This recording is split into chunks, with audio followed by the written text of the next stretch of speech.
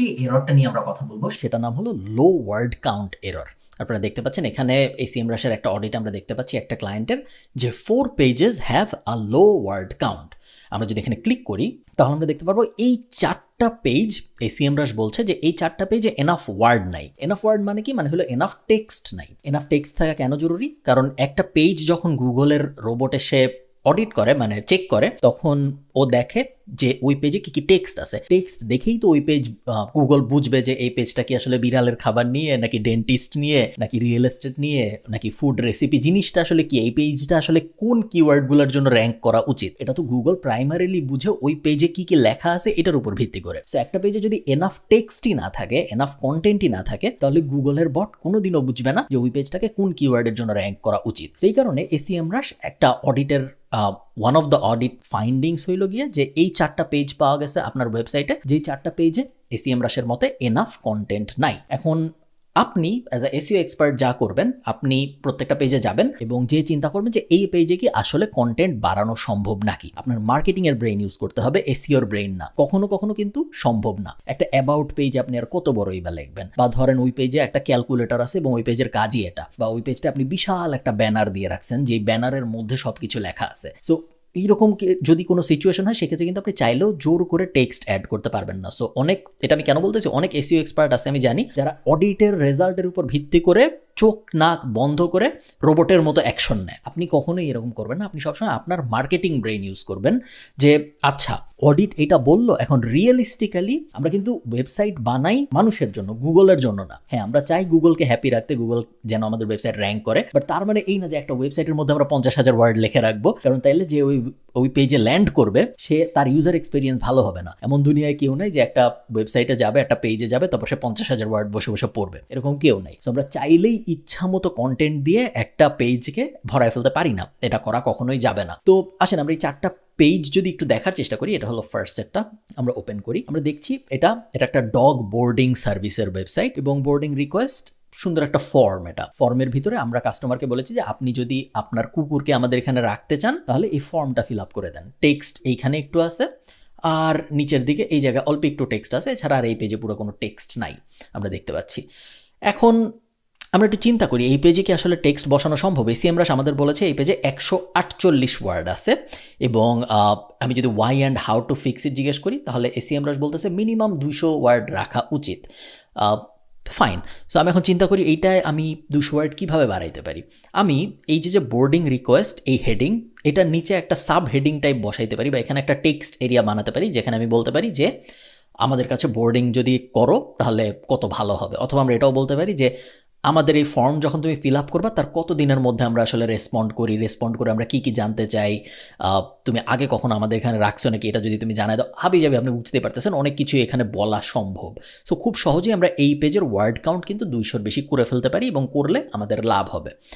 এখন আবার যদি আমরা ডগ ওয়েবক্যাম এই পেজটায় যাই, আমরা দেখতে পারবো যে এইটা বেসিক্যালি আমাদের ডগ ওয়েবক্যাম, আমাদের যে একটা ফিচার, যে ফিচারটা হলো ডগ ওয়েবক্যাম, এই ক্লায়েন্টের যে ওয়েবসাইটের যে ফিচার ডগ ওয়েবক্যাম, ওইটার বেনিফিটগুলো লেখা আছে যে আপনার কুকুর আপনি ওয়েবক্যামে বসে যে কোনো জায়গা থেকে দেখতে পারবেন যদি এখানে রাখা হয়।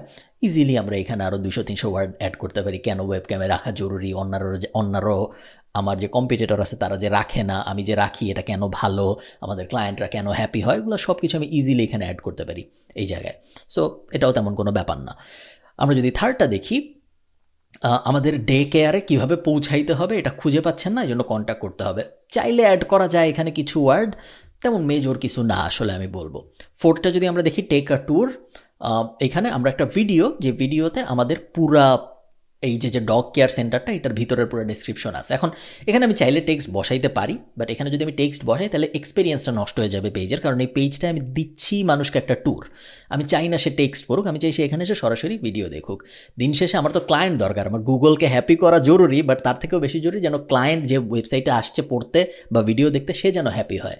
তো এই জায়গায় তাকে যদি আমি 100-200 ওয়ার্ড পড়াই, তার থেকে আমি যদি তাকে একটা ভিডিও দেখাই দিই তাহলে তার কাস্টমার হিসেবে কনভার্ট হওয়ার চান্স অনেক বেড়ে যায়। তো এইখানে আমি কিছু দিব না, দিলেও আমি নিচে দিব, ভিডিওর উপরে তো ডেফিনেটলি দিব না। সো এই ব্যাপারটা আমি এই জন্য এক্সপ্লেন করলাম, কারণ আপনার সবসময় এটা মাথায় রাখতে হবে যে এসিএম রাশ তো আসলে রোবট, ও তো মানুষ না। সো ও বুঝবে না যে কোন পেজে টেক্সট দিলে ভালো, কোন পেজে টেক্সট দিলে খারাপ। আমি এমন দেখছি যে কিছু এসইও এক্সপার্ট, এসিএম রাশ বা কোনো একটা অডিট টুল বলছে যে এই পেজে টেক্সট নাই, সে ওই পেজে যে 500 ওয়ার্ড অ্যাড করে দিছে। এরপরে দেখা গেছে যে এসিএম রাশের অডিট ঠিক আছে, এসিএম রাশের অডিট থেকে ওই এরর চলে গেছে আবার যখন অডিট করা হয়েছে, বাট ওই পেজে যারা যায় তারা কেউ কিছু কিনে না এখন আর, বা ওই পেজে যারা যায় তারা কেউ কনভার্ট হয় না কাস্টমার হিসেবে। তো এই লোক টেকনিক্যালি একটা প্রবলেম সলভ করছে, বাট ওই বিজনেসের আসলে ক্ষতি হয়েছে এই প্রবলেম সলভ করে। এরকম কিন্তু হওয়া যাবে না, আপনার অবশ্যই প্রবলেম সলভ করতে হবে, বাট এমন প্রবলেম সলভ করতে হবে যে প্রবলেম সলভ করলে বিজনেসের আসলে লাভ হয়। কারণ এটার এক্সাম্পলটা আমি অনেক সময় আগেও দিছি যে এসইওর একটা কমন ইস্যু হইল ওয়েবসাইট তাড়াতাড়ি লোড হওয়া। এখন সবচেয়ে বেশি তাড়াতাড়ি কী লোড হয়? সবচেয়ে বেশি তাড়াতাড়ি লোড হয় একটা সাদা পেজ।